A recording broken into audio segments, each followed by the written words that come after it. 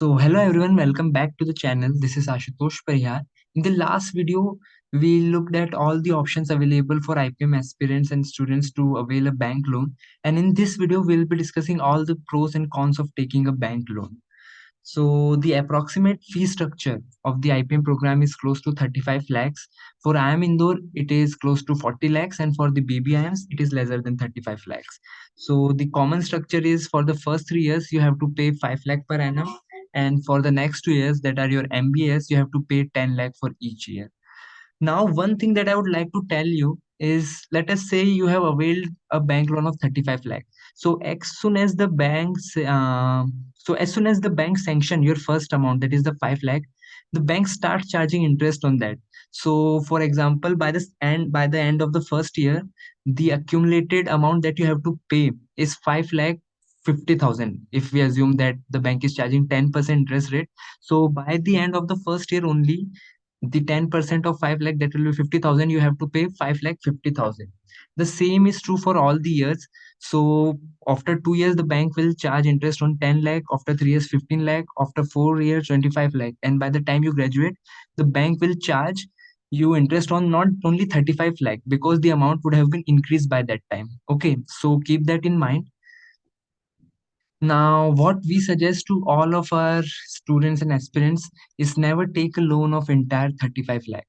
See, just because the bank is willing to finance your entire 5-year fee, this does not mean that you should take a loan of the 35 lakh.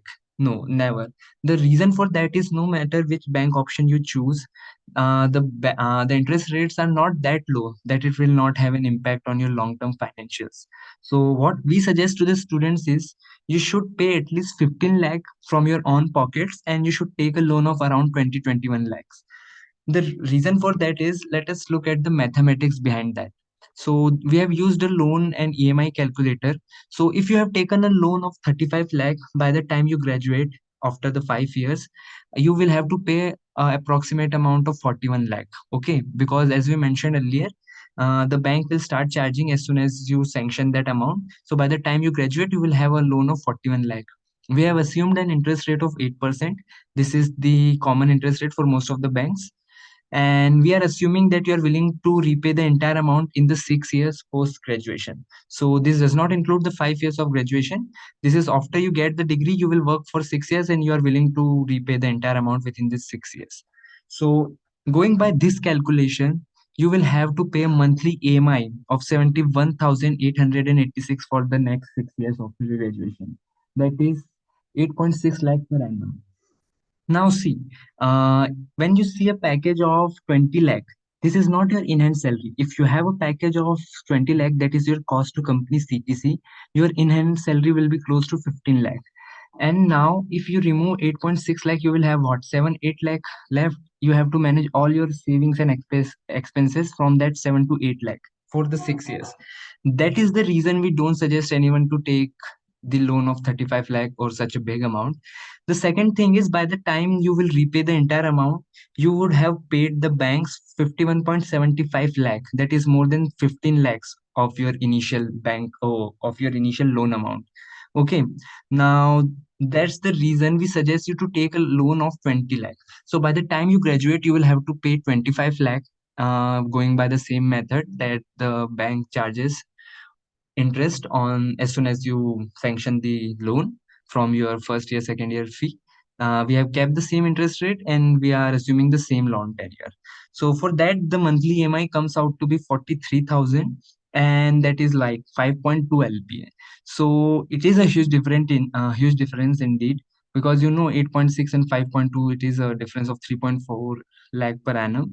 So indeed, that's the reason we suggest you to take a loan of around 20 lakh, because it would not have a significant impact on your long term financials, and you will be able to repay it more comfortably as compared to a loan of. Now guys, one thing that I would like to point out is, if your family is not okay with taking such a big bank loan, I would suggest you to not push your family into taking a loan. Okay, IPM is not the only option available. You can anyways take an admission into IM for your MBA. Okay, and you can complete your bachelor's from other colleges as well. And if not IPM, there are other good options available as well. For example, SSCBS and you can take admission through CUCT, as well as since CUCT is mandatory for all DU colleges, there are other options as well in DU. Hansraj, Ramjas, even SRCC comes under DU. So these are the options. And if you have good academics and if you could score good marks in the private education institutes test, then you can get scholarships there as well. So OP Jindal, Symbiosis, Masters Union have also started their UG program.